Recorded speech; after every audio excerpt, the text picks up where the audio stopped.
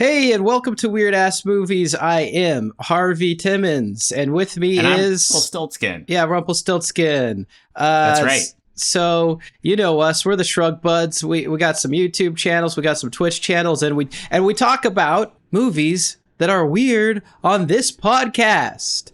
So, Movies that are weird ass. Yeah, weird ass. We got to emphasize it. You know, that's how you know we're cool. That's how you know we're trendy. That's how you know we're edgy like that. We don't pull any punches here. You know, we say things like ass and butt and patootie and we're not ashamed. You're making me laugh too much with these funny words. Yeah, we don't hold back when it comes to funny words about your rear end. But we don't hold back about how we feel, our raw emotions when it comes to movies, right? Right, Stiltskin? That's like our that. Shtick? Yeah. We watch a lot of weird movies. We do. We just naturally in the course of our life, we're watching a lot of weird stuff. We watched a lot of outsider things like Gramp Goes to College. Oh, the Gramps movies. Yes. Yeah. But we also watch a lot of mainstream movies that kind of fly under the radar that are secretly weird. You know, you just kind of accept them because they're everywhere. But then you're like, wait, if I stop and think about this for 5 minutes, it's pretty strange. Yeah, so definitely. that's what this podcast is about. As Stiltskin likes to say, we've got a humdinger of an episode today. And what's this humdinger about, Stiltskin? I don't even know how to really explain this genre of movies, but unlike the other episodes so far, we're not just doing one movie. We're talking about a whole slew, because we watched three movies that are kind of in the same zone this week. And what are they? Okay, so genius movies? In the 90s, there were all these movies that came out that were kind of about a person that unlocks 100% of their brain. They live up to the full potential of being a human. They're bigger and better than us. You know, they're very enlightened and they're here to show us the way, but they're just too advanced for modern society. Some of them might be New Age influence. Some of them might be, say, maybe Scientology influence potentially, especially if they have, John Travolta in them, which one of them does. But yeah, so that's the kind of movies we're talking about today. You know what? you know where we're at. So we watched Powder for one. We watched K-PAX. Powder. K-PAX from 2001. And we watched Phenomenon with J Trav. Yes, from 1996. And 96. So you're noticing a trend here. It's this mid 90s, early 2000s kind of new agey mumbo jumbo period. These movies all kind of have a lot of DNA in common, and we just want to talk about them. Emphasis on the jumbo also, because these movies are long. They're too long. All of them are way too long. It's like they don't want to censor themselves. Yeah. Well, okay. So how do we enter this genre? Well, I have a question for you. Okay. Our movie question, the little icebreaker. So, Phenomenon isn't just a crazy movie starring John Travolta. It also features a song by Eric Clapton and Babyface called Change the World. And you've got a music video out there. I'm very aware of it. Oh, yeah. There's a music video with clips from the movie. And so my question for you today is, what is your favorite music video movie tie-in? What is your absolute favorite? Wow. And I can go first if you need time to decide. Well, I'll just say the things, the first things that come to mind. And number one is the Addams Family song by MC Hammer. They do what they want to say, what they want to say. The Addams Family. And then number two is, I don't want to miss a thing. I don't want to fall asleep because I miss, the Armageddon song? Oh, Aerosmith. Yeah, Aerosmith's Armageddon. I don't know what it's called. I Miss You, Babe, or something. I don't want to miss a thing. Is that what? Oh, okay. Well, yes, that's what it's called. It's they sing the title, so I should have known. But those are the two that first come to mind. I couldn't say they're my favorite, but as soon as you said it, that's what flashed before my very eyes. Yeah, I mean, it's these songs kind of exist in a different zone. It's not like you're oh, this is an amazing song, but there's something kind of comforting about these sort of videos, you know?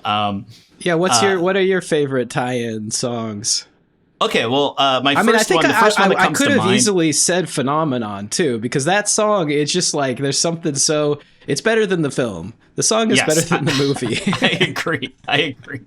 But I'd have to say the first one that comes to mind, the one that I associate the most with this kind of thing, is "Kiss from a Rose on the Grave" by Seal. Oh, whoa, yeah, "Kiss from a Rose." I think Batman Forever. There's something about it that's so mysterious and weird. And I think, isn't in the video Seal is like singing at Batman's parents' grave or something like that? Yeah, I kind of remember that. And, you know, that's a song too where I think it had come out prior and no one cared about it, and then they stuck it in the movie and it became a hit.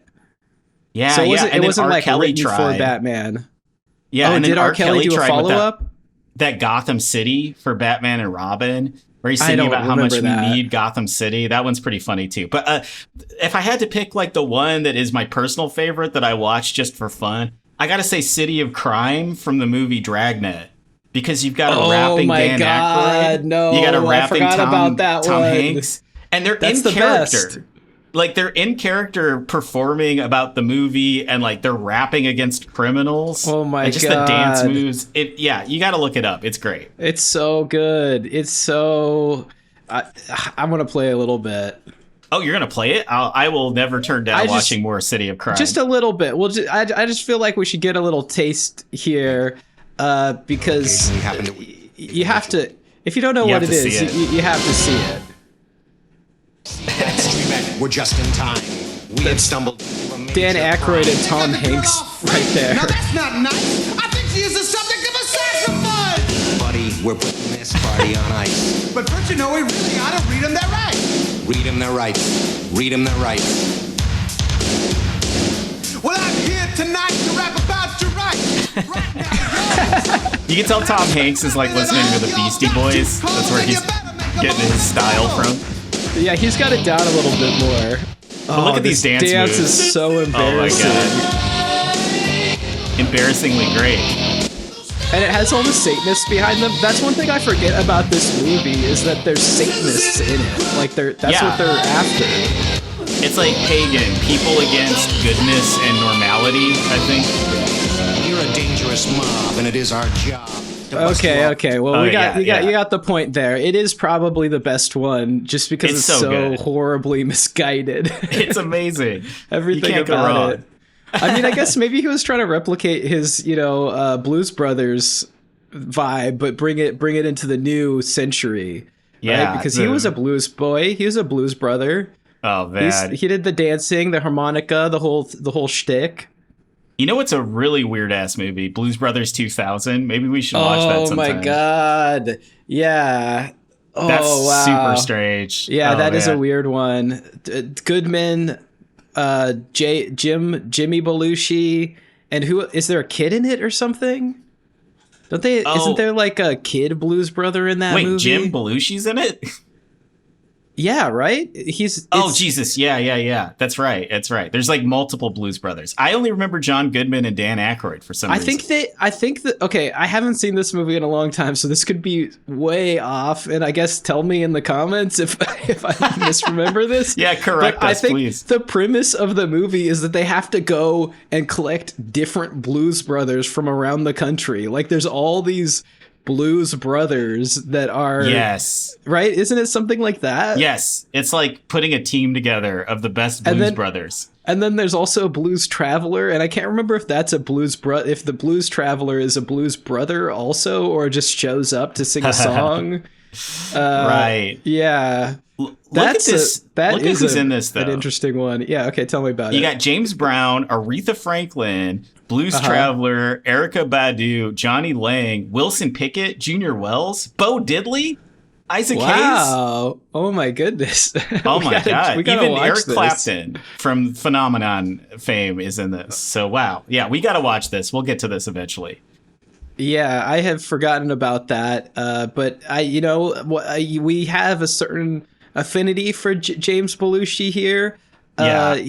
I don't know. I can't put my finger on it. I think it's because he doesn't really have much charm, but he plays charming characters, and there's something that's really interesting about that. But yeah, he's made a lot of crappy stuff. There's really only a couple of movies that we like him in, and apparently David Cross hates him. Yeah. I love Twin Peaks The Return. Thinks he's a huge asshole. And he's good in that. He's really funny in that. And I also think there's this show that's a Twin Peaks ripoff that Oliver Stone produced called Wild Palms. And it's like a cyberpunk show where people have like hallucinations all the time. And I've been wanting to watch crazy. That. You got to see that. That's a weird ride. I got to check that one out. It's set in the future too. So everybody dresses kind of normal, but they have weird collars. So it's Jim Belushi is like a guy with collars. Yeah, like the collar of your shirt. It's like that's how they let you know it's the future. They're running around with like a dog collar on their neck or something. Oh no, that would like be some sort of future. Like if you think of the wrong thing, we know we're the thought police. We'll zap you with a little electric collar. All your pitches here are probably better than what Wild Palms actually is. No, okay, they just dress stupid. Get me in the room with Oliver Stone. We'll do a reboot. Yeah. Okay. I haven't watched it, Oliver, but look, I got some big ideas.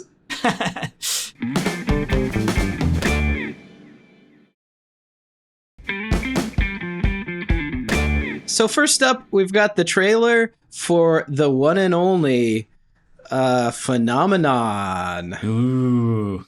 I want to see how they marketed this.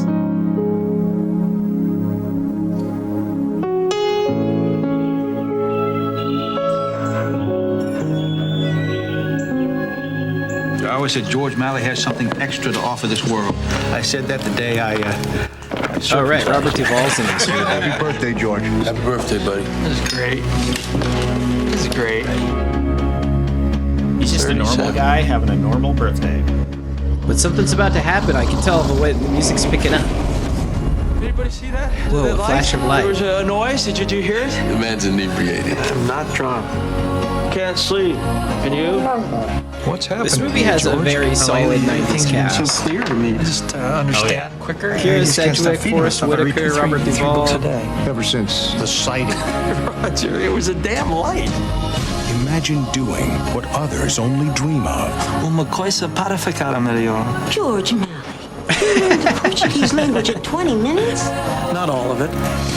Experiencing what others so can't modest. understand. And I'm trying to tell you that I think that there's an earthquake coming. He's nice, isn't he? Yeah, but he thinks he saw a UFO and he thinks he can predict earthquakes.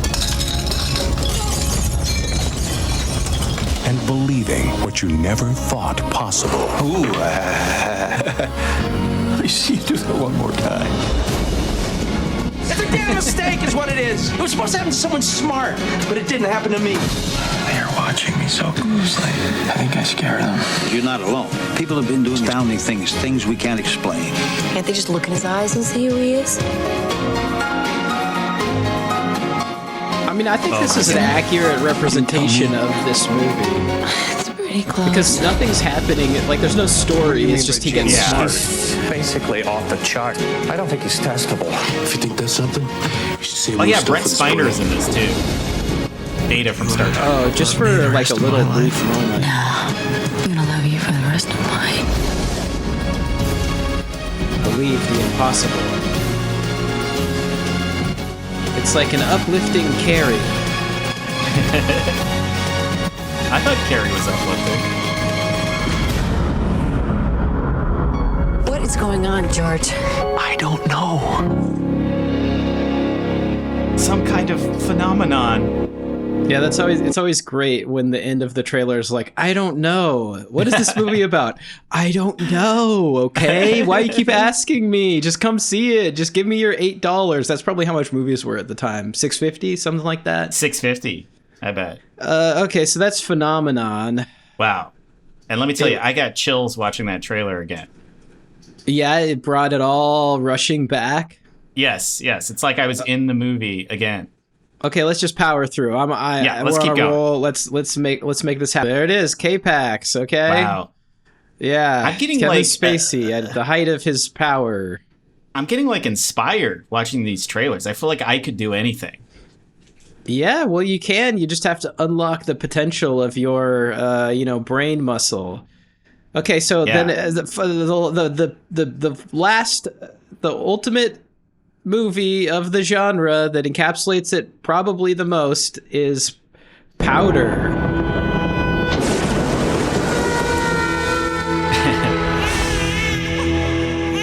I like that they have the mom explosion everything that the mother experiences. That was cool.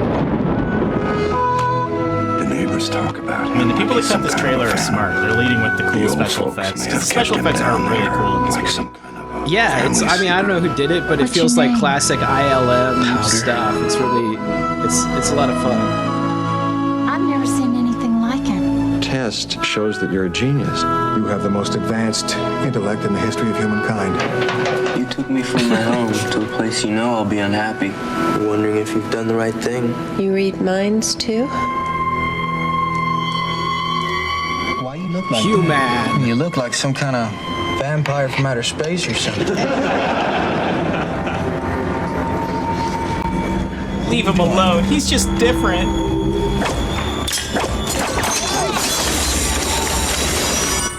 Everyone gets sprayed with white mashed potato froth. That's a clean kill, right to the heart. He just couldn't see what he was doing, so I helped him. He lays his hand on the deer while it's still shaking, and then he touches me at the same time. He took whatever's in that deer, and he put it. They're right kind in of my showing hand. you It's like I could feel everything that animal happens dying. in this movie. Yeah, this is helpful for us. I'm not even sure I believe It's a good refresh. If you can, I need your help. Literally, they're going through the She whole thinks I'm an thing. angel. Come to take her home. I don't have evidence per se, but I do feel like there'd be no Neil Breen movies without Powder. is impossible. Oh, wow. I didn't even think of Neil Breen sort of being, related to this genre, but his movies are all kind of, like, he plays characters like this. Yes.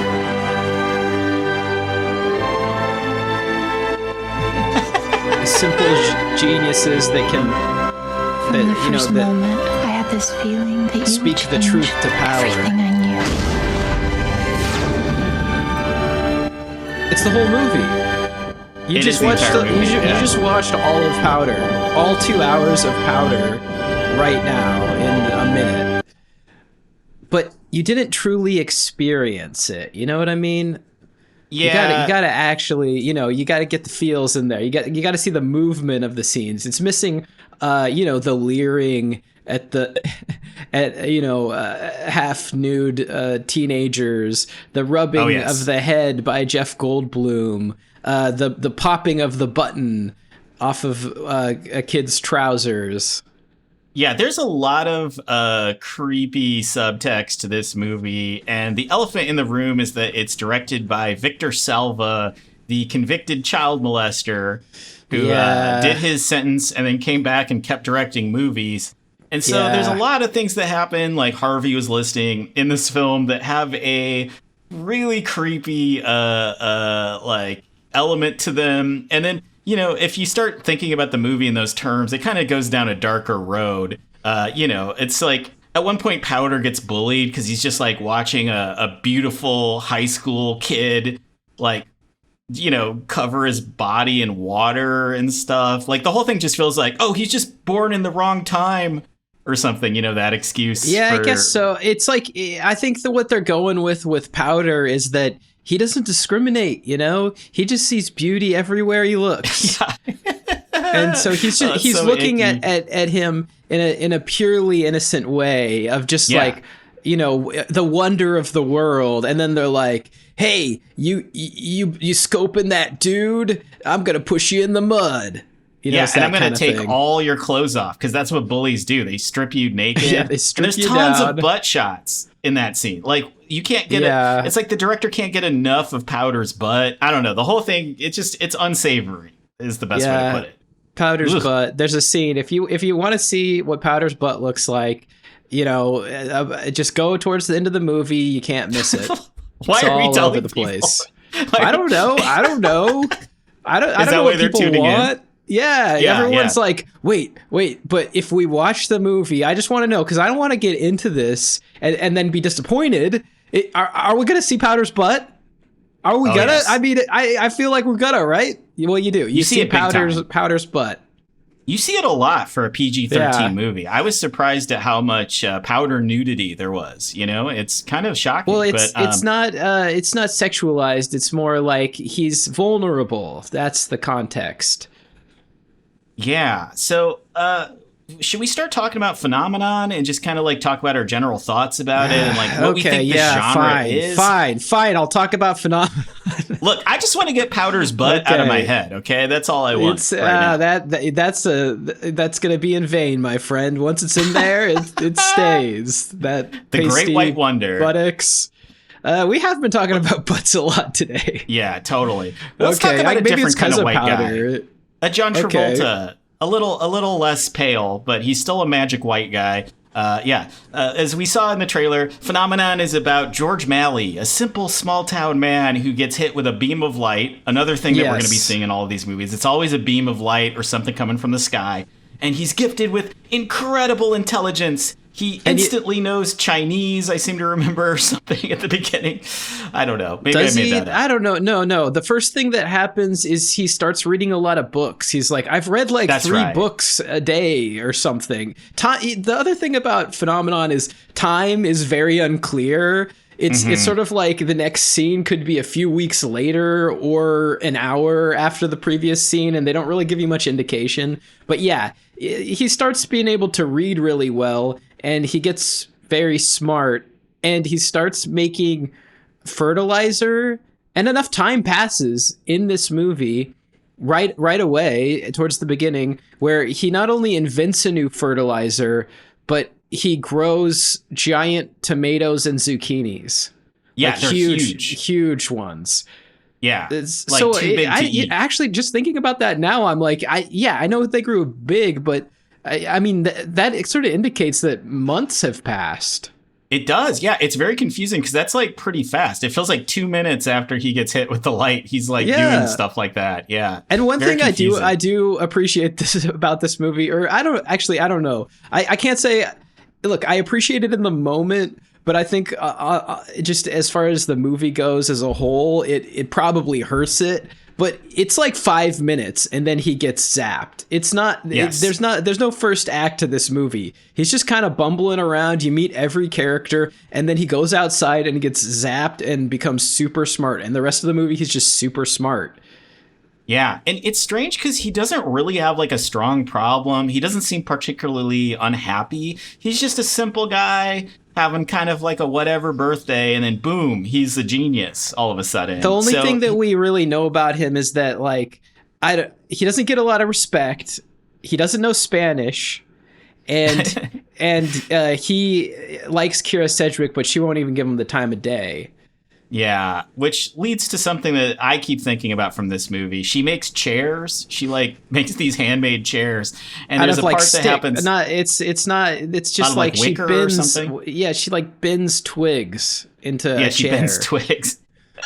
But then there's a point later after John Travolta's smart that she goes over to his house, and like she realizes that he's bought like all of her chairs. And that his house is just full of chairs, and like you can't walk through the house. There's so many of her chairs in there. Like it's genuinely terrifying. You know, it's a lot of like chairs. It's an unsettling reveal, you know. And he's kind of like, "Wait, babe, that's from before I was smart." Is kind of the vibe of the scene. Well, and also he at one point he says he spent all of his money on her chairs. It's a lot of chairs. It is. It seems like a lot of money. It's a ton of chairs. Yeah, it's a lot of chairs going on. So what? Let's see. What does he do with his smarts? Just off the top of the head, he can read Morse code. He creates an engine for a car that runs on manure and compost. Just in like it's not even a scene. It's literally like 10 seconds where he's standing next to this car and he's like, yeah, it runs on manure and compost and could go 90 miles an hour. And then no mention of it ever again. That's the whole thing. Anyway, he also gets telekinetic powers. He can like move pins. There's a really weird part where like somebody's kid, like I think it's a Portuguese woman, her kid gets sick and he's missing somewhere. It's kind of a confusing scenario, but like John Travolta starts like he gets empath powers. He starts feeling the kid's illness, but he's able to move these logs to indicate where the kid is, even though he could have just pointed at it. It's right in front of everyone, basically. Yeah, exactly. He like starts keeling over. He's like, oh, I feel the kid's pain. I can't deal with it. And then he sort of like motions towards this pile of sticks that's, I don't know, it's like a fort or something. Of course, the kid is hiding in his fort, you know, like it doesn't take a super genius telekinesis man to know that. But he just sort of points at it, and then like the sticks move, and they're like, "Oh, he's in there," and then the kid's in there. I don't know. It's nuts. And one of the best parts about that is that he like reads a book about Portuguese on the drive over, and you saw in the trailer, it's like, wow, you learned Portuguese in 20 minutes, and he's like, not all of it. Yeah, I can't do past conjugations, but I got most of it. Like, what do you think? What do you think he missed out on, or is he just like, well, technically, I only know one dialect? I think one of the most shameful moments in this movie is early on when he learns Spanish, and the Mexican guy that works at the garage with him is like, he's better at speaking Spanish than me, which is just such a weird thing to say. Like, how would you even quantify that? Like, even in English, have you ever met anyone that you're like, whoa, they're better at English than me? That's just, it doesn't make any sense. I have, actually. Really? Yeah. I mean, look, I'm only so articulate. You know, there's people that can wax poetic more than I, more than thou. Yeah, I don't know. Yeah, but I get your point. Yeah. Well, here's something weird. Okay. When he learns Morse code, and this isn't even Morse code, it's just like, it's like this weird signal that Forrest Whitaker gets on his ham radio that he doesn't really know what it is. And he cracks this code. He finds out it's a military base, and then he's like, hey, send this message to the military base, Forrest Whitaker. Like, why? He just wants to fuck with them. Fun. And then, of course, like, surprise, surprise, the government shows up and, like, takes him and Forrest Whitaker away.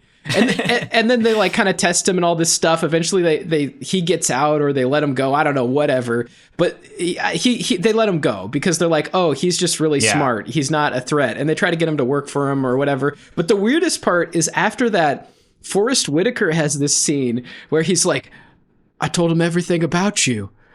I thought, you know, that I'd be under the lamps and they'd be asking me questions and I'd hold out at least for a minute, but I didn't. I just let it all go. And it's like, well, what bearing does this have on anything? They got nothing to hide. What is there to reveal about him? I don't know. He's like the town simpleton. You know what I mean? It's so weird. He has too many chairs. He's treating him like he ratted on him or something. It's such a weird beat.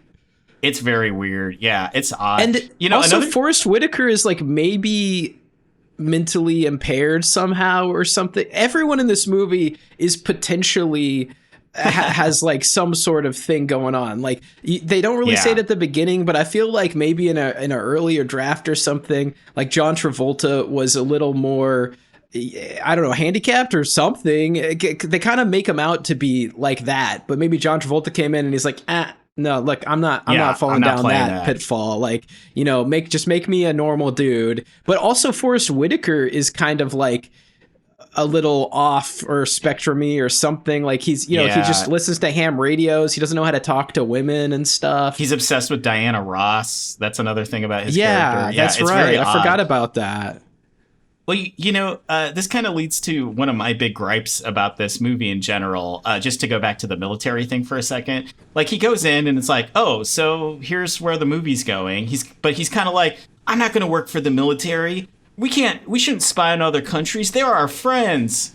And he just gets like burned out. And he's like, well, I'm not going to work for the military. And so the whole motion of the movie is so aimless because every scene is about him being like, you know, I'm a genius. I have all these ideas. And like, I figured out how to make this and that. But like, I'm just held back by how dumb everybody is or something. It's even hard to quantify exactly what's holding him back from enacting his ideas, you know? I don't know, because he talks to some guy from Stanford, and at first he doesn't believe him, like a professor or something, because I think they're in Sonoma County or so. They're close to something like that, to, you know, Berkeley, San Francisco, whatever, like that area. And he talks to this guy from Stanford, and he's like, the guy doesn't believe him, but then he predicts an earthquake. And he tries to tell the Stanford elites that an earthquake's coming. They don't believe him. But then when it happens, the professor shows up, and now he's like, he's supposed to come to Stanford or was it Berkeley, or I don't know. It's whatever. He's supposed to come to some university, but then he just never does. And he's like, that'll never happen. They'll never listen to me because I'm not a college boy. Like, it's just like, he's inventing his own problems. Rejected. He didn't get rejected. The movie just didn't follow through with that. I was like, oh, okay, cool. So he's going to come and they're going to use him to like solve problems or something. But it's more about the frustration of not being recognized for being a genius than it is about exactly doing what I anything. hate about the movie. Exactly what you're talking about is that the whole movie, it kind of culminates in the scene where he's like losing his temper at a bar. And he gets so mad. He's like, I could fix your parking lot. Did you know you can fit 3 more spaces in here and there would never be an accident if you arrange the parking lot like this? It's just like, who gives a fuck, John Travolta? Like, it's like, how can you guarantee that there'd be no accidents? I don't know. The whole thing is just so mushy. Well, he gets kind of strung out at that point because he cannot sleep. That's another thing with ever since he got the light in his eyes or whatever, like he hasn't slept, and we're talking months, maybe a year. I don't know. Vegetables are growing and stuff. This guy's not sleeping, so he eventually gets very strung out, like kind of, you know, drug crazed feeling or something. Like he's trying to play that angle, and then after that they find out he's got a brain tumor. Yes, that's the big reveal. That's like, oh, it's not an alien thing. You've got a brain tumor. But, you know, I think they say it's almost like a hand in his head or something, that it's touching the different parts of his brain. It's like fingers, it's connecting or something. Different parts of his brain, and that's why he's so smart or something. But also there he's were using the 100% lights of his brain. But the lights are explained away as being a part of the tumor. You know, you can like hallucinate these things. And this doctor comes to him after he finds out about the brain tumor, and he's like, look, we want to cut your brain open while you're alive. Like, we don't want to wait till you're dead, because that's not going to be that worthwhile. So I want you to give permission for us to just start cutting your brain open now. And John Travolta's like, wait, you doctors, you educated people, you don't want me to solve any problems. You don't want to hear what I have to say. You just want to cut me open like a lab rat, you know? That's all I am to you, a hunk of smart meat. Yeah, and wasn't the doctor kind of saying something like, oh, we could cure all kinds of brain problems, like this could be the most important thing, you could help the world. And he just acts like a shithead, basically. Yeah, the doctor's like from another planet, basically just coming in like, we're gonna dissect you. And John Travolta goes on a tirade about how everyone has this potential to be this smart, and education just gets in the way of being smart, or so, you know, like it's very like anti-education, the power of the human spirit. Like, we just need to unlock our minds. We all have the potential, kind of a thing. And there's different strains of that sentiment in all of these movies. You know, the scenes of like the simple super genius telling the higher ups and the professors and the establishment that, you know, they're not really smart, they're not so special, and they're standing in the way of real progress. And all of us could be this smart if we really wanted to. But, you know, we could talk about that with the other movies too. But that's a real thing about these films, you know? That's sort of the point of the movie in a way, or it's like the strongest statement in most of these films. But let's wrap up talking about phenomenon here with the craziest thing about the movie, which is, so basically, he's got this brain tumor. He's gonna die. Mm-hmm. He goes to Kira Sedgwick's farm, and they just start having a lot of sex, of course, because I guess they're gonna die, so they're like, fuck it, let's just get all our hornies out, and we'll just do a big old screw sesh. So as a part of this montage of sex. There's one scene where they're just on the bed and they're not really talking about anything in particular, and then they start kissing, and then it fades out. It fades to the front door. And so the professor knocks on the door and is like, "Hey, is John Travolta there?" And Kara Sedgwick says, "No, he died." Yeah. So that's how they kill off the main character, is like off screen, no indication, just like next scene. Oh yeah, that guy that the whole movie's been about. No, he died inexplicably at some point that we chose not to show you. Yeah, I'm not even going to show you my reaction to his death. She's like, oh chill. Yeah, never mind. She's pretty calm about it. Even her kids are pretty normal. Like, yeah, there's a dead guy in the house. Well, we don't know how much time passed between that scene and the guy coming to the door. Like, it might not be the next day with how time moves in this movie. Yeah, you're right. She just like hands him. It feels like the next moment, you know? Yeah, it's so fast. Then she hands him all of John Travolta's like notebooks, and she's like, "Here, go use this shit to, I don't know, change the world," like Eric Clapton says. One last thing I want to talk about this movie real quick is, speaking of sexy times with Kara Sedgwick, there is the weirdest sensual haircut scene that goes on for a very long time. Oh my God, I totally forgot about that. She's like not giving him the time of day for most of the movie. And then at one point she's like, "You know what? Sit down in the chair." And she like shaves his face, and they really take their time with it. It's odd. It feels like a fetish that I never thought of before. That someone making this movie had. She takes out like a old-fashioned safety razor, and John Travolta's like, "You ever used one of those before?" And she's like, "Nope." And she just starts going at him. But yeah, it's extra weird because it's not like she's, I don't know, a barber or like a whatever hairstylist. She's just like, "You know what? I'm gonna cut your hair and shave His hair didn't even look that bad. You know what I mean? He was like it looked fine. A little unkempt. It just looked like he didn't comb it. Yeah, it looked like maybe he could have used a shower or something. But yeah, his hair it didn't even look different after they cut it, especially. Yeah. So, you know, if you want to see Powder Butt, go to the end of Powder. If you want to see a sexy haircut scene for all you haircut freaks, go to like towards the end of Phenomenon. I think we're going to help you out today. It's like 3/4 of the way. It's not too far. You know what? If you want to see that scene, you might just have to watch all of Phenomenon. If you see him break a mirror, it's coming up. That's what I'll tell you. That's all I can tell you.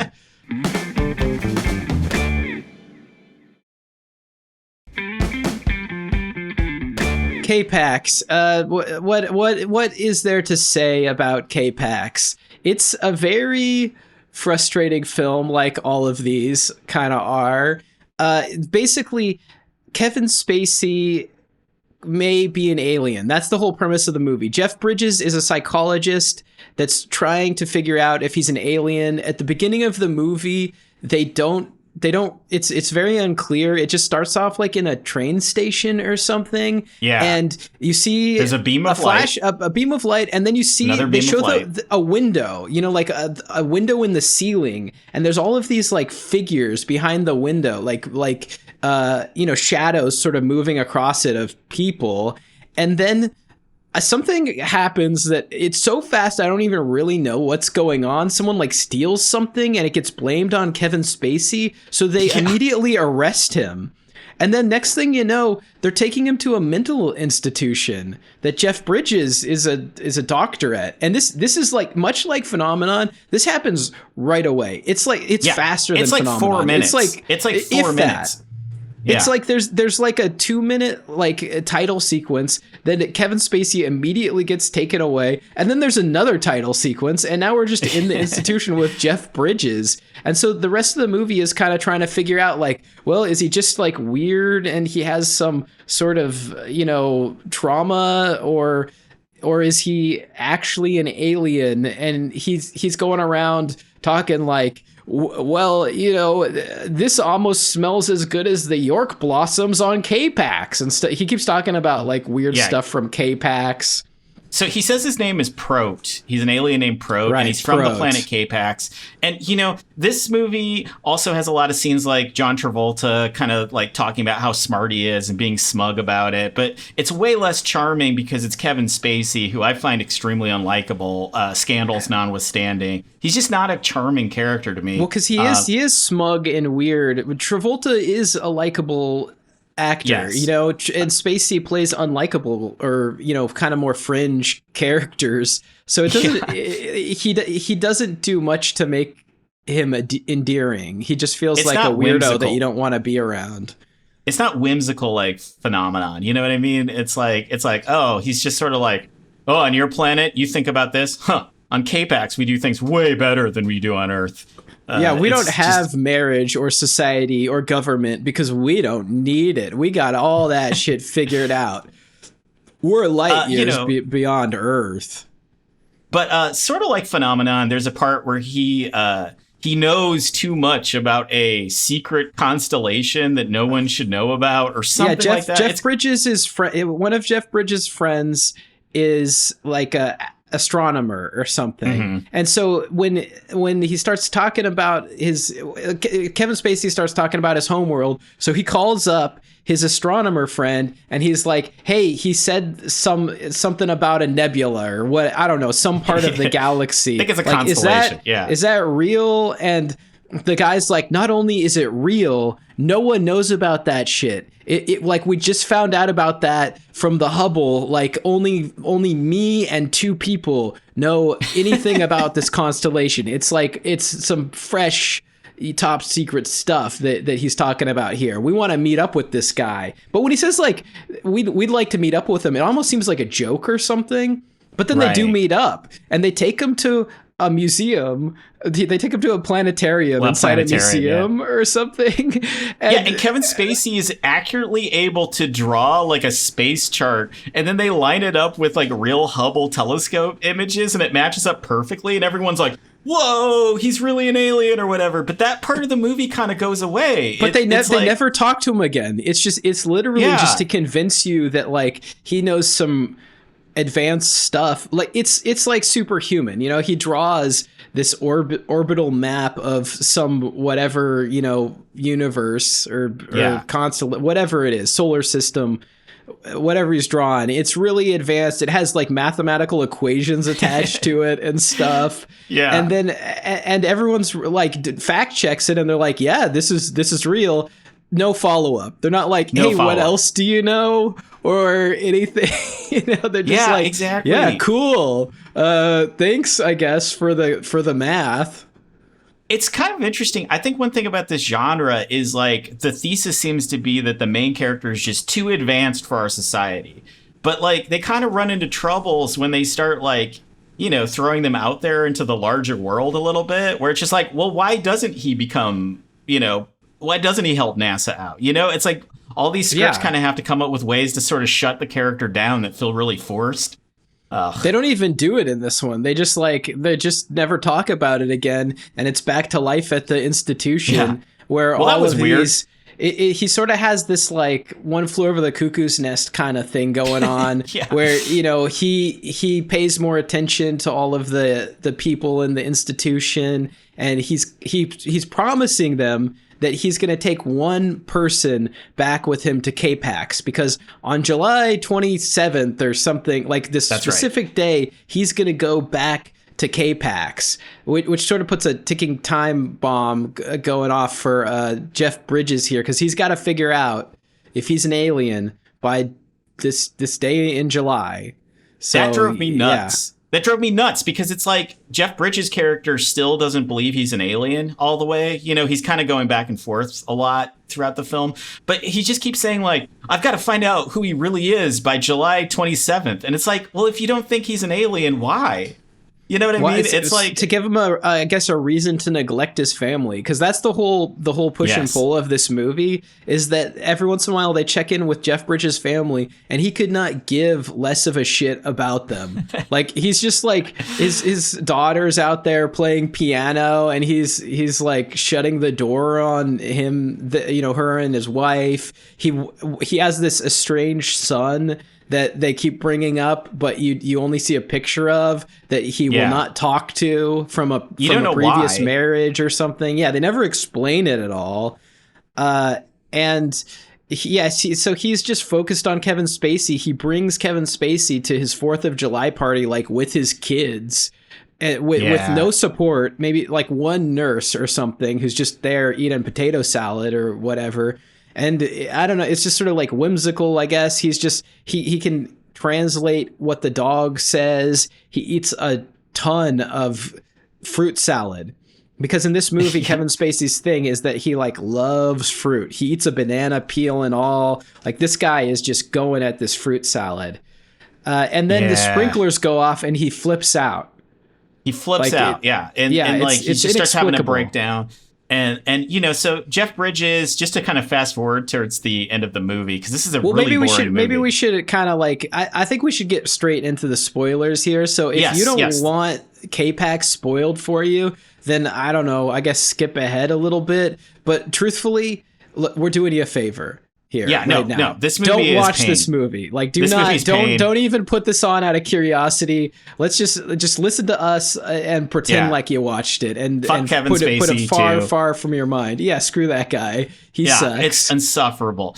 So basically, like, the gist of this movie is that Jeff Bridges is like, I have to figure out who he is. So he starts putting Kevin Spacey under hypnosis, and you get these awful like self-indulgent actor scenes where like Kevin Spacey's playing like a kid, and he's like, oh, I remember being a kid, and he's talking in the worst voice ever, and then he has like a cool teenager voice. I think it's really embarrassing. But eventually this search leads Jeff Bridges to a house that he thinks that Prote used to live in when he was the human named Kevin Porter. He's like, this is who he really is. Touring him. He goes to the local sheriff's office. The sheriff's like, you got some time to kill? And so the sheriff takes him out to this house where, in the middle of nowhere. What Robert Porter or whatever, who he thinks Prote actually is, where he lived. And the sheriff goes on to tell him the most horrific story about a mother and child being raped and killed by a drifter. Yes, by a random drifter just shows up. And then the husband comes home and finds them and kills the drifter with his bare hands. And we're getting flashbacks. That's the craziest part about this sequence for me, is not only do you find out about this, and do you at this point the movie just assumes that we're on board with Kevin Spacey being Robert Porter. So they give us flashbacks of him coming home, finding his dead wife and kid, and then murdering a guy.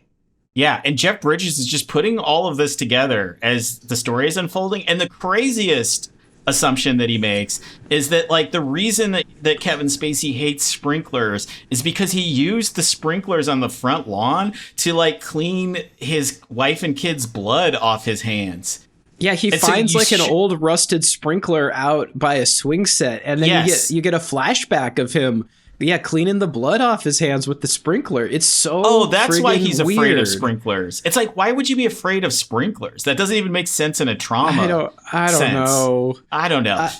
But it's but just so then crazy. He's pretty sure at that point that the movie is sure, and it's hard because Jeff Bridges is they keep trying to have it both ways. They're showing us these flashbacks, but then they're like, I don't know, maybe he's still going to go back to K-PAX at some point. Who knows? Yeah. And Jeff Bridges is like, it's coming up on the date. He kind of confronts Kevin Spacey after this tour of the murder house a little bit. He just says, hey, I want you to acknowledge the fact that you could be Robert Porter. And Kevin Spacey just looks at him and goes, I'll acknowledge that if you acknowledge the possibility that I could be from K-PAX. And then he walks away. And then basically the next scene is, Jeff Bridges eating Chinese food with his wife. He falls asleep on the couch, and then he wakes up and he's like, oh shit, it's almost time for Kevin Spacey to go back to K-PAX. I better get to his room. Like he forgot. He forgot the one ticking time clock that's been in his brain the entire movie. He's like, oops, So he's rushing there, and we see inside Kevin Spacey's room, the beam of light returns, and it's like hitting him in the face. You're like, oh shit, he's going back to K-PAX. He's going to take one of the other patients, like he said. And then when Jeff Bridges gets there, he opens the door, and the room is empty. And you're like, uh-oh, Kevin Spacey went back to his planet. But then he looks under the bed, and like Robert Porter is on the ground, like in a coma. Yeah, and they cart him out, and all of the mental patients are looking around, and they're going, "That's not Prote. Oh yeah, that's not Prote. That I don't know who that is. It's definitely not Prote." Like they can just tell that he's different now or something. And then they're like, "Wait, who did he take with him?" And so they rush off into this woman's room who you barely see. You don't really get to know a lot of these characters. They kind of make a point of a few, but this is a character that I guess didn't talk the whole time, and so she's gone, and she had filled out her reasons why Prote should take her to K-PAX, and they look at it and they're like, oh, she definitely went to K-PAX. And there's no follow-up on that. You never see like the hospital's perspective on it or anything. It's just you see the patients see that this other patient is gone, and they're like, yep, she's in K-PAX now. Yeah, so then you get an epilogue where basically Jeff Bridges is pushing, Kevin Spacey around in a wheelchair, and he's in a coma, but he's got this smug smile on his face, and it's supposed to be like, it's supposed to be like a knowing smile, but it comes across as so like unlikable. You're just like, that smug piece of shit. That smug vegetable there. It's a weird detail detestable about this movie too, is at some point before this, Jeff Bridges says that basically all people that are comatose or unresponsive, like some of them can't respond, but some of them just don't want to respond. Right. And I'm like, how often does that happen? That someone's so committed to not responding that they're just like, nah, I'm just going to sit here and let everyone change my diaper for the rest of my life. You know what I mean? Like what? Well, when you put it that way, Harvey, it kind of sounds fun. No, I could go for some people changing my diaper. Nobody wants that. All right, I'm gonna see if the scheme works. I'm gonna try it out. So anyway, I guess to wrap up the K-PAX spiel, it's a movie that is so soft the whole time. They kind of have this soft push and pull, and then at the end, it's still soft. It's still mushy. You still don't know what it wants you to believe. And Kevin Spacey didn't really even have that much of an impact on anything. No, he didn't. Jeff Bridges like talks to, like, hugs his estranged son, and I don't know. The mental patients are like a little happier. That's the whole thing. That's all the impact he had. That was the whole thing. I hated too that he reconnected with his family because he realized that they could be killed by a drifter. Is sort of what the movie implies. It's like, right, yeah. After learning what happened to Kevin Spacey's family, I realized how precious my wife and daughter are. There's something about that feels so cheap to me. That it's ridiculous. The movie sucks. That movie sucks. It straight up sucks. And it's weird that these movies, both the movies we've talked about so far, don't really have plots. They just have characters that give speeches all the time and talk about like how we should unlock our potential. I don't know. It's just interesting that these movies are so long and so padded with these unnecessary speeches that just go on and on. You could cut out half of any of these movies and it would be fine. You wouldn't even care. Yeah, all right. It's deplorable.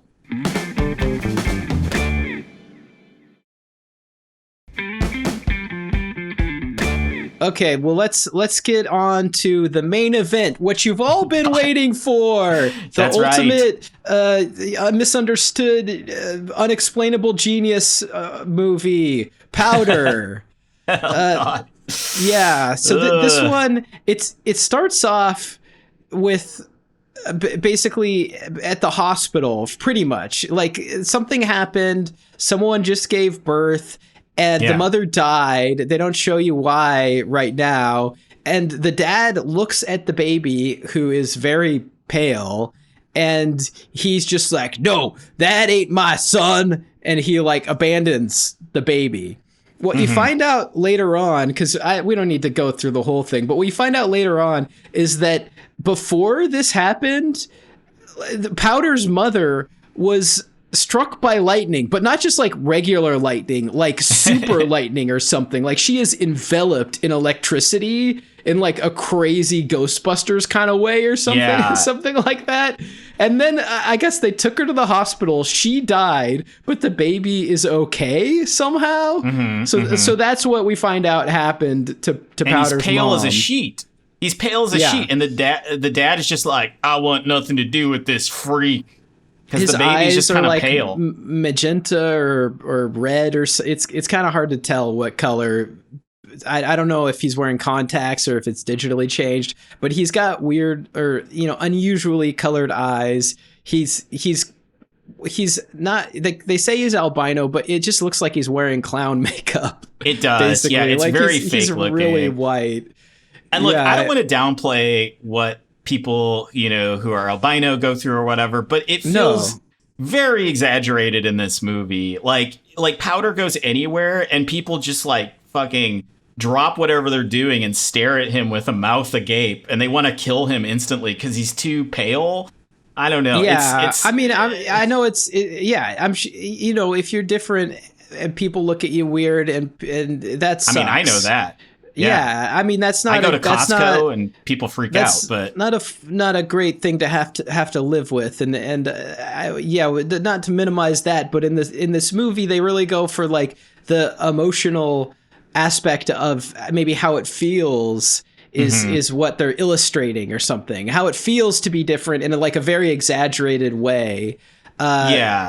But it just feels very pushed, I guess. It's very over the top the way they portray it in this particular film. I guess it's not really worth explaining the whole movie, but basically Powder is after he was born, he was taken in by some nice old people that kept him sheltered in a basement. They die, and so Lance Henriksen and Mary Steenburgen kind of find him, and Mary Steenburgen runs like a boys' home where runaways and whoever, like orphan teenagers live. Lance Henriksen is the local sheriff, and so they end up kind of being responsible for Powder, and Powder has a hard time fitting in, basically, because he looks different, but also because he doesn't understand that people are gonna think what he does is weird. So he's kind of constantly showing off the stuff he can do, which is,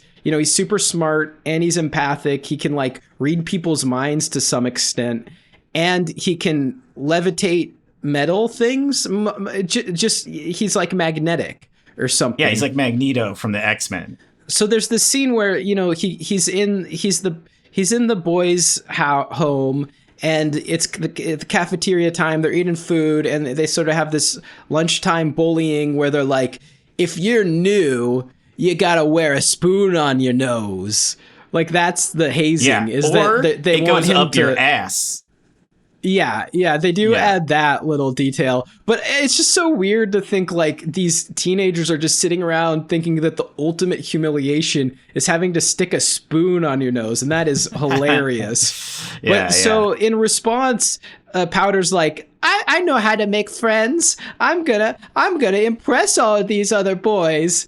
And so he uses his magnet powers to attract everyone's spoon in the whole cafeteria, spraying them all with mashed potatoes, which you saw in the trailer. And then he creates sort of like a tower of spoons, like an improbable, magnetized sculpture of spoons.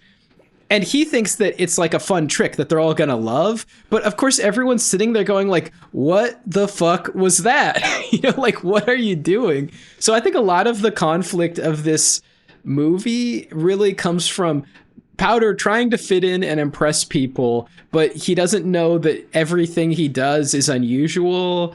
And then, he gets different levels of hate from that. I guess like it's soft sneers and weird looks to like people kind of trying to beat him up or yelling at him a lot and stuff. Even the girl love interest they kind of give him, still she's like, oh, you're kind of ugly but beautiful too. Like, she's not even all the way into him. She's interested in him. At some point they kiss, and then her dad like comes over and gets all mad. Yeah.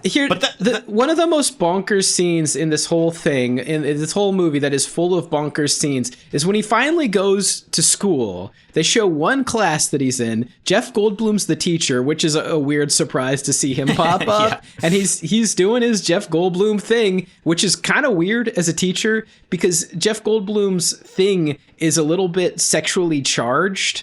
You know, everything in this movie has a little bit of sexual charge to it. But you know how Jeff Goldblum is always kind of hitting on who he's talking to? Yes, he's doing that to 100%. a whole class of kids, like right away. You know, he's really putting on the charm. Yeah, and to like Powder and his girl, he's just like, hey, why don't you guys look at each other? See, that's an electromagnetic interaction. You're getting turned on by each other. It's like very creepy. And then he brings out this giant, like the biggest Tesla coil I've ever seen. Right. I don't know why, because he's just talking about electricity. He turns it on, and a bolt of lightning comes out of it, strikes Powder in the chest, and then levitates him out of his chair. It's insane. And they're just all standing around watching. Jeff Goldblum doesn't like unplug the thing. It takes him forever to react. And then finally, after he's been levitating for like 10 seconds, he just smashes the Tesla coil device. And Powder's like fine after that. He's totally fine. Yeah. But you know, this kind of leads to one thing that I do think this movie does better than the other two we're talking about is Powder's powers are like going hard the entire movie. This movie actually has set pieces. It's got things that like happen in scenes. You know, Powder's kind of an unpredictable guy. So it's a little bit more entertaining than, say, Travolta or Kevin Spacey, who are very sleepy characters by comparison to Powder. And it has cool magic. It's sort of like scientific-ish, science-y magic. It's not like magic spells, but it's sort of like he controls nature, controls thoughts in a very cool way. The music is actually really effective in this movie too. It's like a classic 90s Hollywood score that really pushes emotion and tension and all that stuff. And I think it goes a really long way to making this feel cinematic, which it does. Powder is by far the most cinematic movie of the three. Yeah, and you know, like I think even though it's a little over exaggerated, the tension between the people in the town and Powder actually gives the scenes some drama that Phenomenon and K-PAX lack. Because, you know, like in Powder, there's some real danger where people like really want to hurt him and stuff like that. And he is doing crazy stuff. Like there's a scene where he comes across the sheriff's deputy hunting and he shoots a deer. And then Powder puts his hand on the deer and transfers like the pain and suffering that the deer is feeling into the hunter. And the hunter's like, oh, God, what have I done? And it changes him. He doesn't want to hold a gun ever again. You know, he's a lot more active of a character.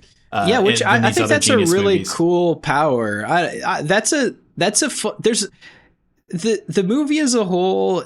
I couldn't, you know, it has a lot of issues, obviously. Yes. Just in different ways. Right. But it does, the scene work is very effective. Like what's happening and how it's sort of built out is pretty cool. And so that's kind of what makes it more watchable than the other ones. It's more entertaining in that way. It moves better. But basically, you know, we get the scene where Powder, I guess, at some point he took a test off screen, and then all of these teachers or whatever, like professors or something, are like, "You're the smartest person that's ever lived. You're like smarter than 8 Albert Einsteins," or so. I don't know what they tell him, but they they're like literally basically tell like him, no one.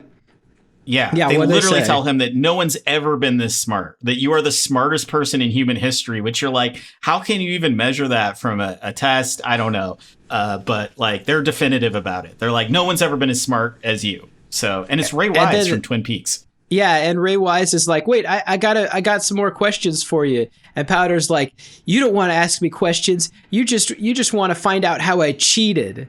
That because you think the only way that anyone could be this smart is if they cheated on your test. Well, maybe it doesn't occur to you that some people are this smart. And this kind of gets into the whole like human potential rant, basically, of the movie. That's the moment there. And then Powder, you know, gets pissed, kind of breaks some stuff with his mind and storms out, because in this movie, Powder's only motivation is he wants to go home, which is relatable, but doesn't make any sense because his home has been foreclosed on. His like, you know, his whatever foster parents are dead. I don't really understand what he wants out of going home.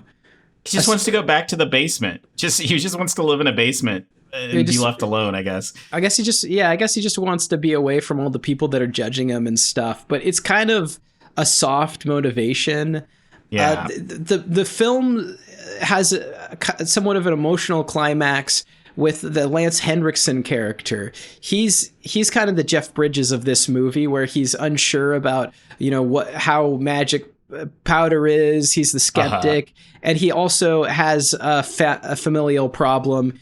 His wife is dying and unresponsive. Like she can't you know, talk and communicate, and the doctor's like, you should just let her go to the hospital, but Lance Henriksen won't let her go to the hospital because whatever, I don't know, he's holding on to what's going on. It's very sad, emotionally wrought situation. He won't talk to his son. They're on bad terms. So after Powder, you know, communicates with the deer and his deputy, he's like, "Hey, Powder, I got something I want you to do." And so he takes Powder to his dying wife and is able to communicate to her through Powder.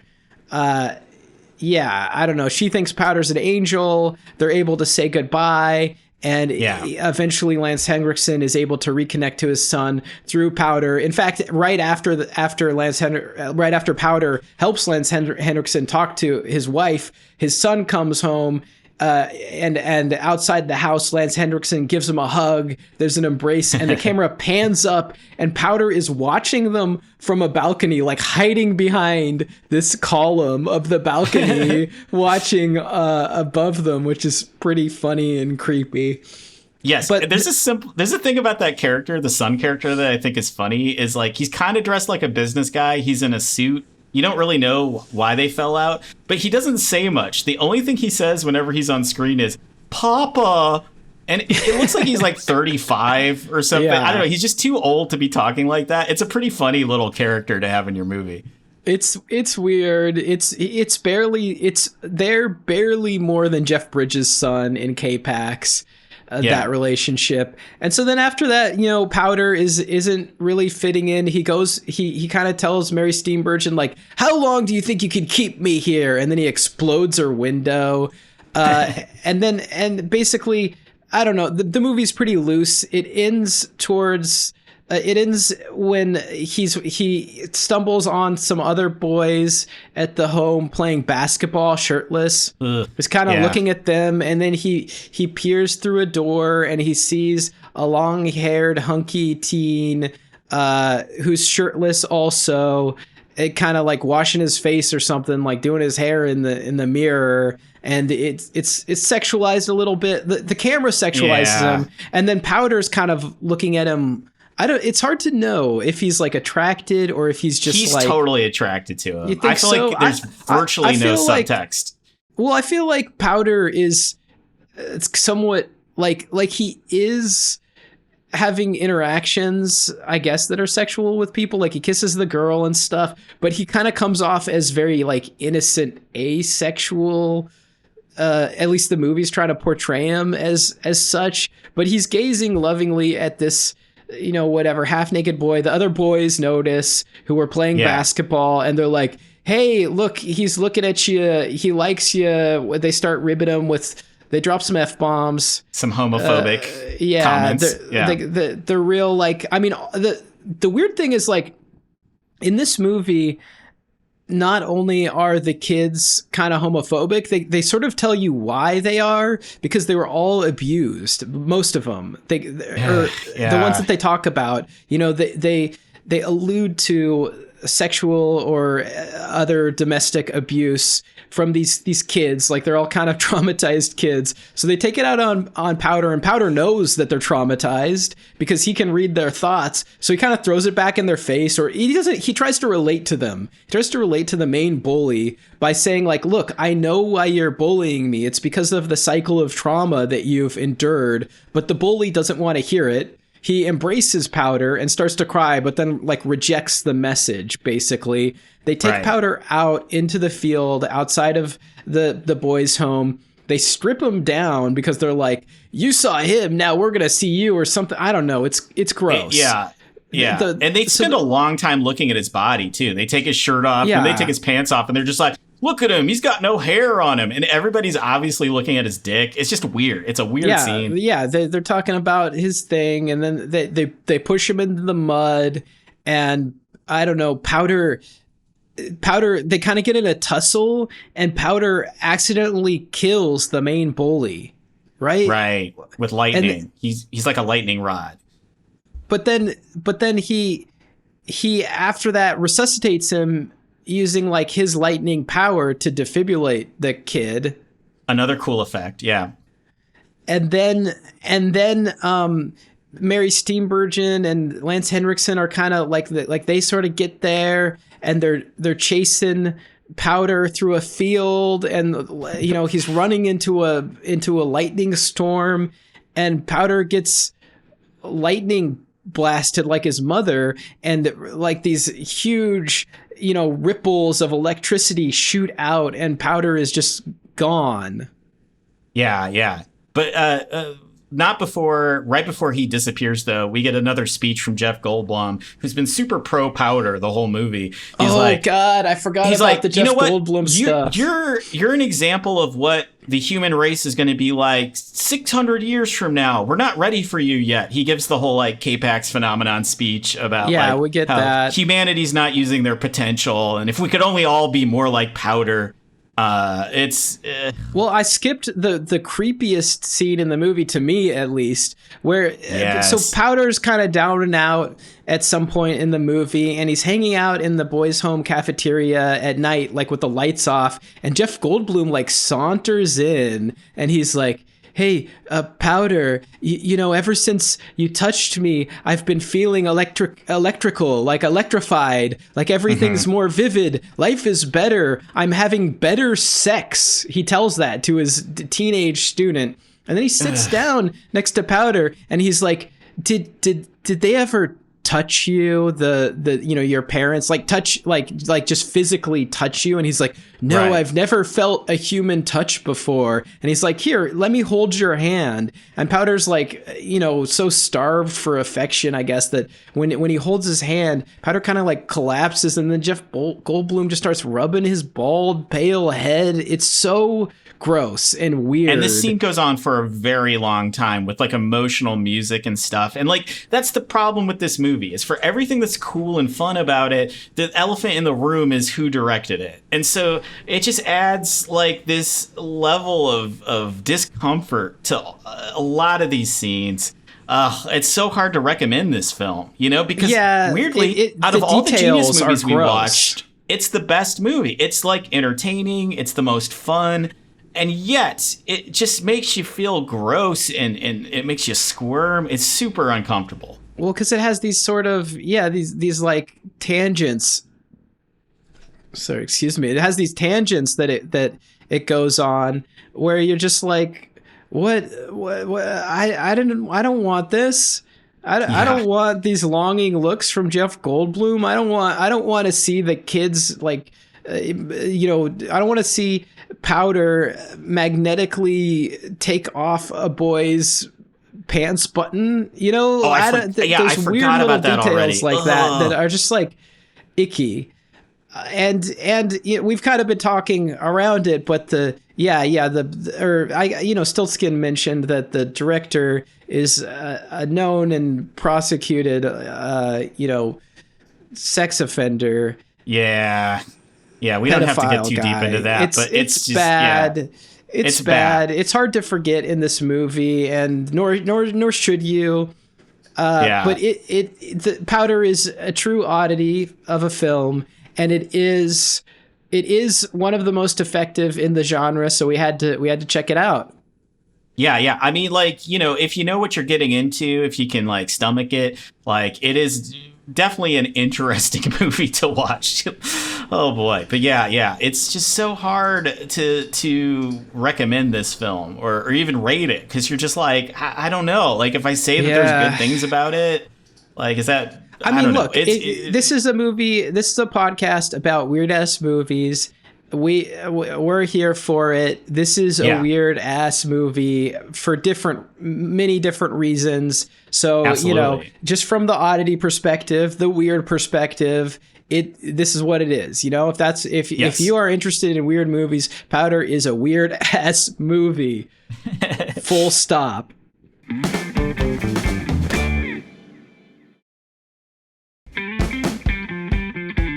But just like thinking about the totality of this genre, this sort of like 90s, early 2000s thing, it's just sort of interesting that this was such a trend. I'm not sure if it's the new age was kind of having a moment, like people were really into that stuff. Like if you watch an episode of Oprah from the 90s, there's a lot of people on the show that are talking about this kind of stuff. They're like, oh, if we just unlock our minds, we could do anything we want. Like, it's very much like The Secret, the Rhonda Byrne book.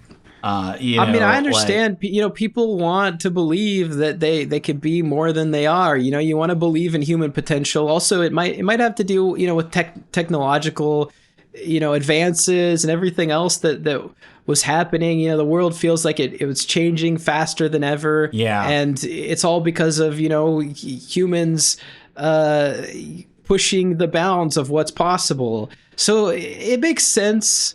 It's a good thought. Yeah. It's a comforting thought in a lot of ways, but there is the edge of like misunderstanding that's a little odd or something, underappreciation and misunderstanding, which is a little bit holds a little bit of darkness in there, I think, for me. Yeah. There's contempt. Like an Ayn Rand element. There's like an Ayn Rand element where you're sort of like, oh, I would be such a genius if it wasn't for these plebes, these lower class people, these like idiots, these cavemen. They're just holding me back. But then at the same time, they're like, you could be that too if only you tried.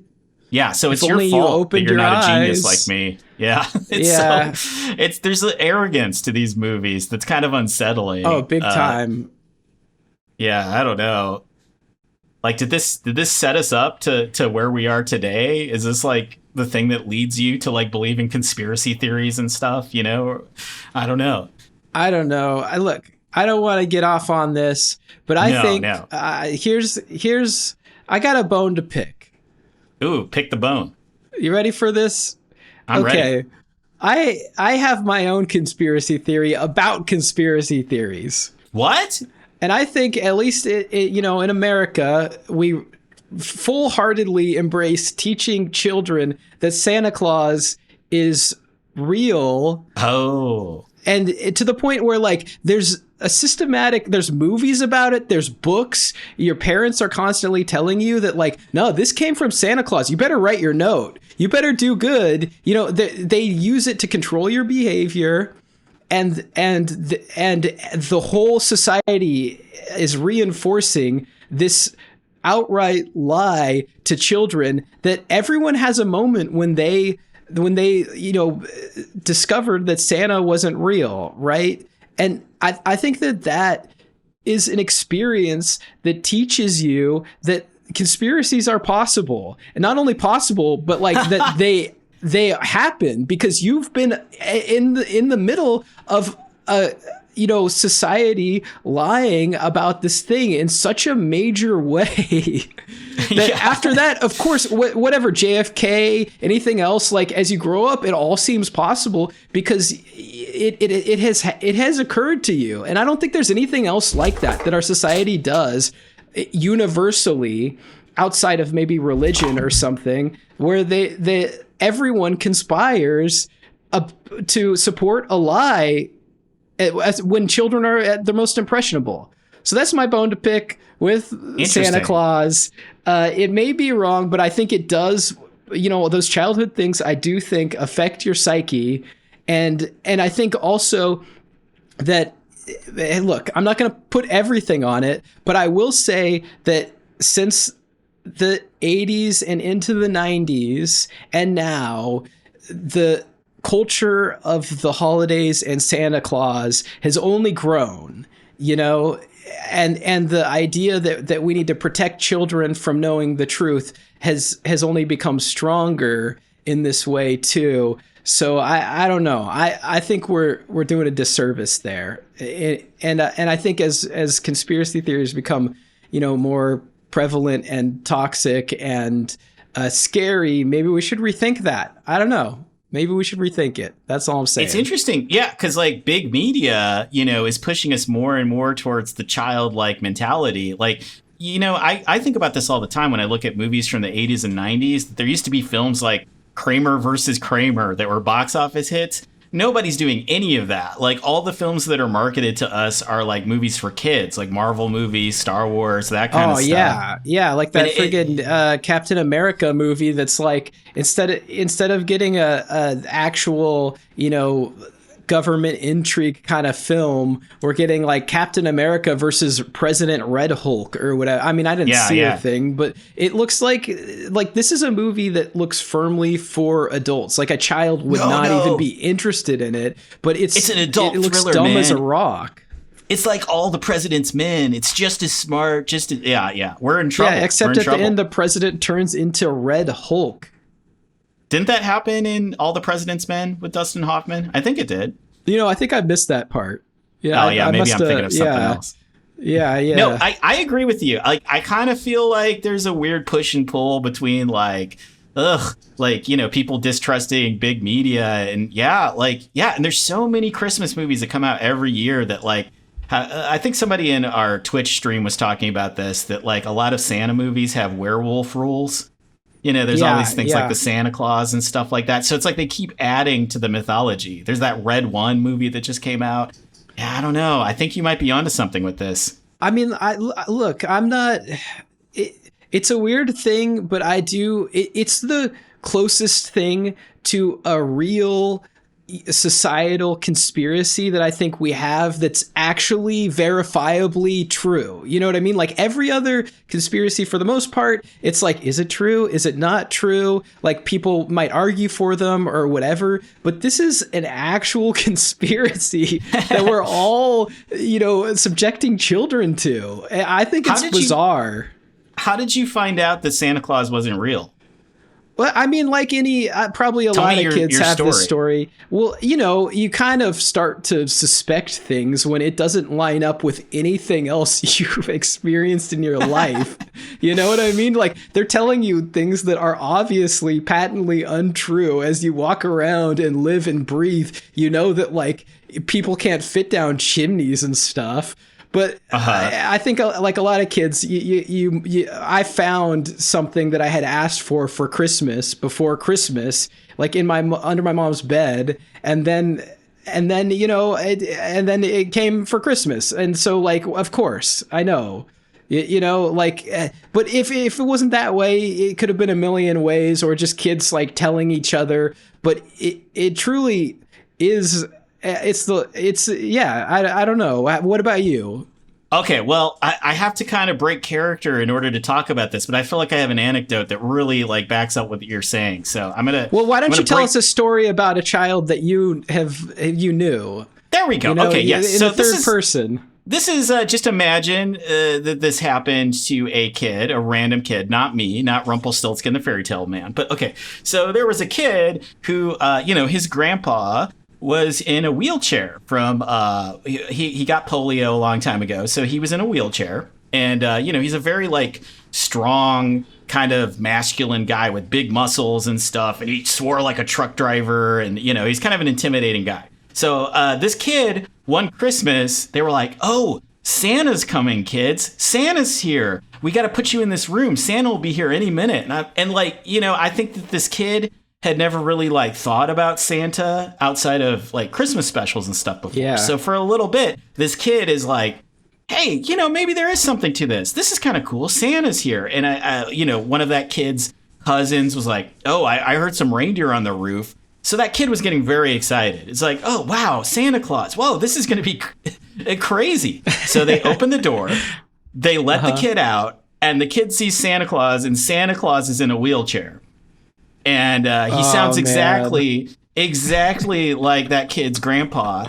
And he's like, Merry goddamn Christmas. And he's giving out $2 bills just like that kid's grandpa always did. So, yeah, I could kind of see. It was funny because, the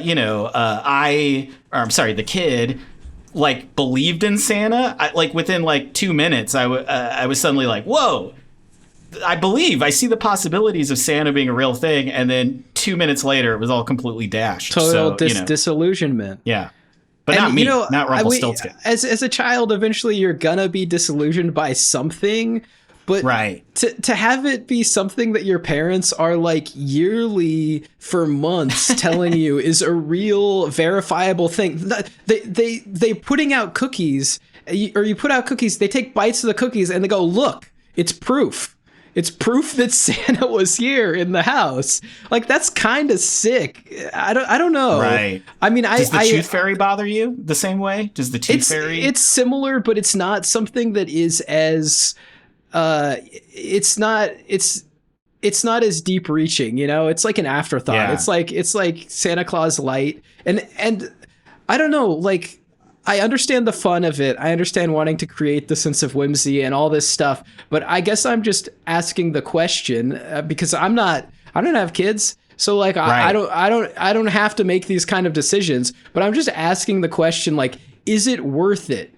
Is it worth it? Like, the whimsy, is all that worth it?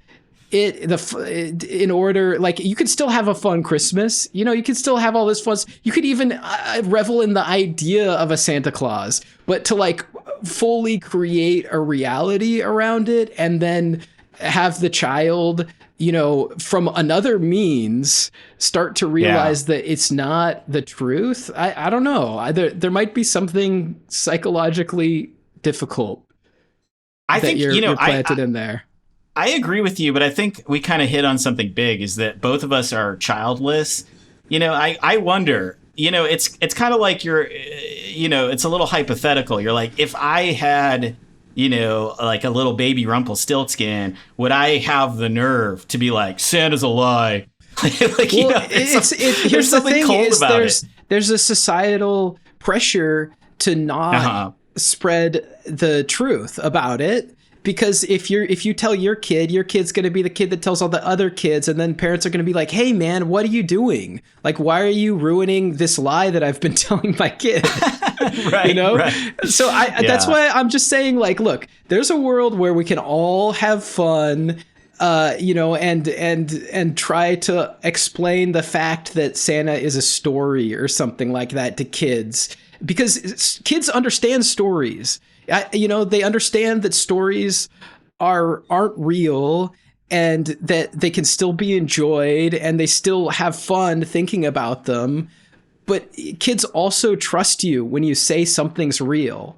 They internalize that as a part of the way that they perceive the world. It's like a human safety mechanism, like you tell a kid, hey, don't go too close to the cliff, because if you fall down a cliff, you're going to die. Like, you have to take your parents, you test things and whatever else, but you also have to trust them.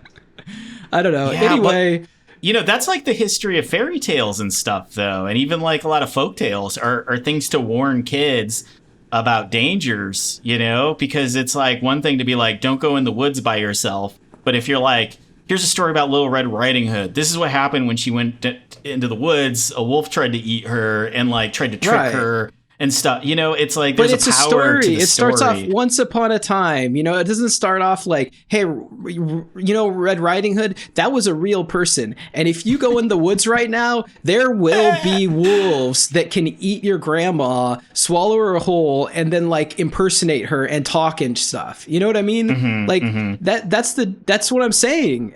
Kids enjoy fairy tales. They enjoy all that stuff, but you don't have to go to enormous lengths as a society to make them feel that not only is it a story, but it's like as real as anything else. Like, it's as real as the moon or something. I don't know. Well, this is thought provoking, and I think that like we should have, like, if you have opinions on this, please leave us comments and stuff, because I want to hear what you have to think. Yeah, let me know, because this is something that I've thought about. not like I'm not sitting here pondering it forever or anything, but I just have wondered, like, does this have something like more than we think to do with how accepting we are of conspiracy theories now and how much it sort of like rules our perception? I don't know. Maybe I'm not like saying this is definite. I'm just posing a question here. And like I said, I don't have kids, so it's not something that I actually have to, consider, but just, it's more of an interesting, oddity for me that we perpetuate this so much. Yeah. I mean, the flip side for me is a lot of the conspiracy theories I hear coming from adults, it feels a little like a fairy tale, in that like there's this belief that things are that in control, that everything is so coordinated, that like, 9/11 happened, but they put bombs there in advance, and like all this stuff. It kind of feels a little bit like a wishful thinking fantasy of like, yeah, everything is so under control, the government has their act together that much, et cetera, et cetera. So I think there's a weird kind of like comfort to conspiracy theories too. But yeah, that's probably, I think you're onto something with like, that's the gateway of how you get there. It is tied to your childhood. I agree. I feel like there's something going on with how we're brought up in this country. I mean, there's nothing else like that is as that I feel like it's literally the most far-reaching conspiracy that has ever existed in the world, because it not only Hollywood, whatever else, like your parents, like the number of people that are complicit in this conspiracy is beyond anything. It's true. It is. It's just, it is. I don't know. What do you think about the elf on the shelf? Do you know about the elf on the shelf? It's just another extension of the same thing. Like, I see that and I'm like, okay, so you're expanding this like myth and trying to convince kids. And I know not everyone does it where like, look, it can, there's levels to all this stuff. I brought it up is it's kind of like a new strain of it for today's world, where it's like kind of a surveillance state idea that this elf is always watching you. That's true. It's literally sitting on your mantle with this creepy frozen smile. And it's just like, oh, the elf is watching you. It's even more, I don't know. There's something about that feels very much of the times. Modern in a way. Yeah, like Santa isn't enough. Sorry we're talking about Christmas so much. Oh, so we don't far have to from apologize. Christmas, but anyway, I don't even know how. This is the parenting advice. It's like barely related podcast, right? to these movies. But it is. But let us know what you think. Let us know what you think. Yeah.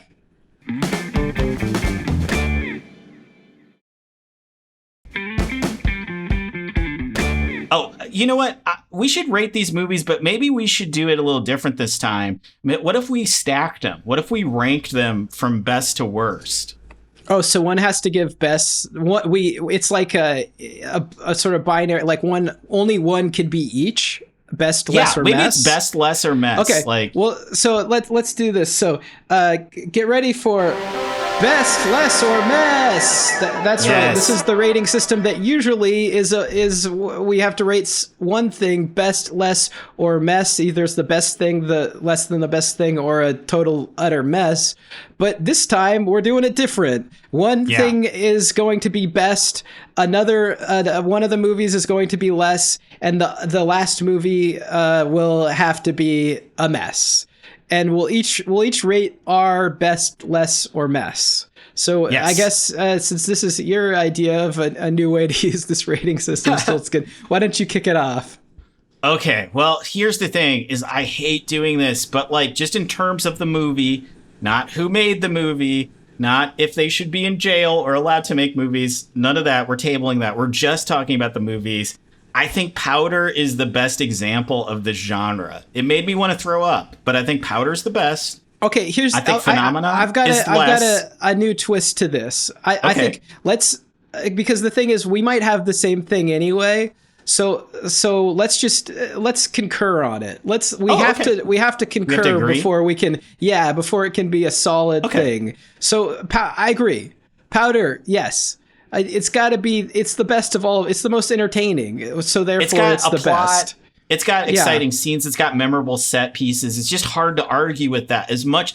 It's like this feels like one of those moments where you're like, you got to hand it to Hitler or something. But hey, I don't think it's that bad, but sure. But it's in the same zone of ickiness. Yeah, but it is the best out of these movies.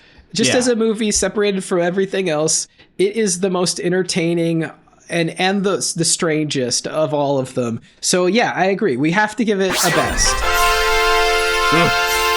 Doesn't feel good. Yeah, well, what can you do? This is the job. This is what we're doing. So now we got two left. We got K-PAX and we got Phenomenon. And it seems like you were going towards Phenomenon as less. Yes, and I think for me, it's just like I like John Travolta's performance maybe the best out of like all these movies, but the movie is so toothless. Like the back half, it's just nothing happens in this film, and the back half is a real slog. The truth is both of these movies are less, kind of. But I would say, okay, between the two of them, K-PAX just lies there. It doesn't do nothing. It is like the most white noise version of this movie that I can imagine. And I actively hated almost everything about K-PAX. I hate it. I truly despise it. I guess the only thing that I would argue K-PAX in being in the mess zone for is the murder reveal. That his whole thing is covering murder trauma, and that whole sequence where he goes to the house and he starts having all these weird fish-eyed flashbacks of like Kevin Spacey coming home and finding his wife and like all this stuff. Maybe that coupled with the hypnotism sequences where Kevin Spacey's like talking like a widow kid. I don't remember what happened to me. Yeah, those I guess push it in the mess zone, but on the other hand, Phenomenon, I mean, that is a mess. That is definitely a mess. I mean, we go between the Forrest Whitaker Morse code stuff, the buying a million chairs. That movie has giant vegetables and a car that runs on manure. I'm leaning towards it as a mess, I have to say. We have to give one off-screen death. Yeah, we have to give one of these movies a less and one of these a mess. Here's my argument: is that K-PAX is too boring to be a less. I mean, to be a mess. It's got to be a less. I think. That's true. I think. And we haven't really explained this to people, but a mess isn't necessarily a bad thing. A mess movie can be good. Like maybe you enjoy watching Southland Tales or Madam Web or something like that. Or you can hate watch it because it's so bad, or it's just you can't wrap your head around how terrible it is. And K-PAX, for me, it has tinges of a mess, but it's not. To me, it is just like schlock, like just middle of the road, like Hollywood junk or something. It's a what January dump movie or whatever they call them. Oh, this is so tough because I just didn't like anything about K-PAX.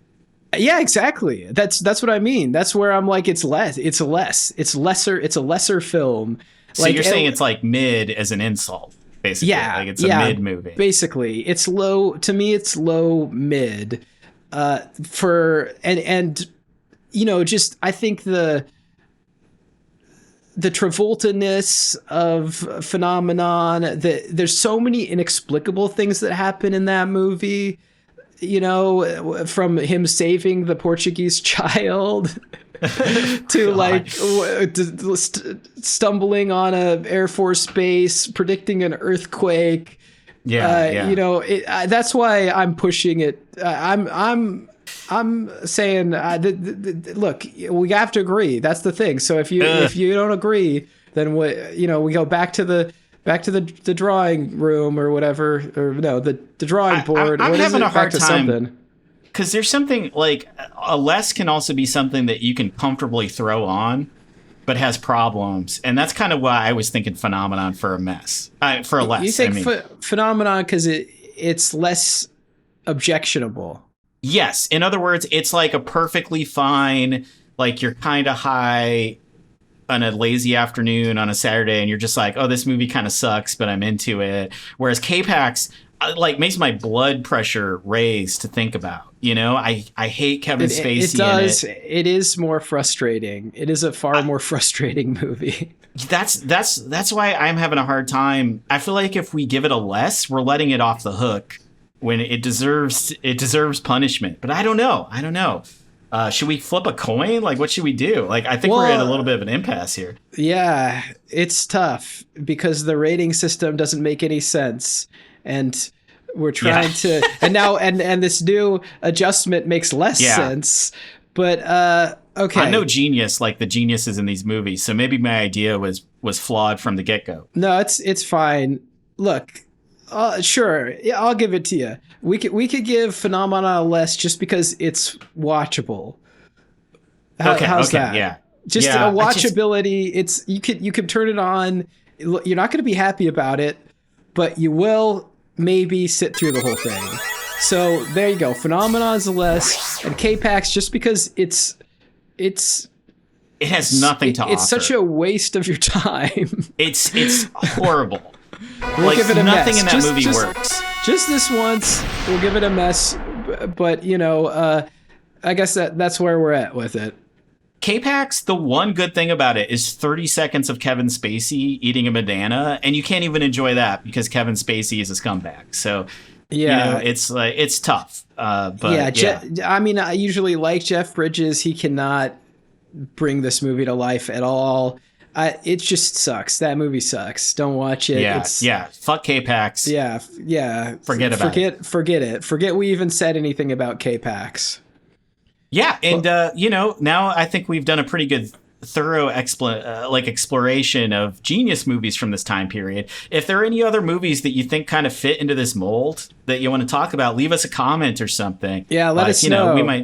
We gotta mine the depths of the human psyche and the human potential, and this is the only way we know how, through film. Yeah. So, and in the meantime, I'm going to try to expand my brain and use 100% of it. I've really been trying. Oh yeah. How have you been? What have you been doing? You've been doing mainly by acting exercises? smug. Acting smug. I thought you were going to say that you've been doing a lot of Sudoku. Oh no, that's hard. I just like acting like everyone else is dumb. And if we only just, took me more seriously, then maybe we could have flying cars. And so it's more, you're adopting the attitude of a genius, but not the actual, aptitude. It's way easier than challenging myself to think more or learning something new. I understand that. Yeah. That's what I think these movies tell you to do. Something from Stiltskin here. So thanks for hanging out with us and listen to our rants about Santa Claus. Yes. And everything else. This has been Weird Ass Movies. Once again, I'm Harvey. This is Stiltskin. We've got a YouTube channel. It's called Shrugbuds. We've got a couple of episodes of the web series up there. And follow us on Twitch because you can see us live there. You can talk to us about weird movies. You can talk to us about conspiracies, childhood conspiracies. Oh, we love that. Whatever you like. So I don't know. Thanks a lot, and we'll see you next time on Weird Ass Movies. Bye-bye. Use 100% of your brain.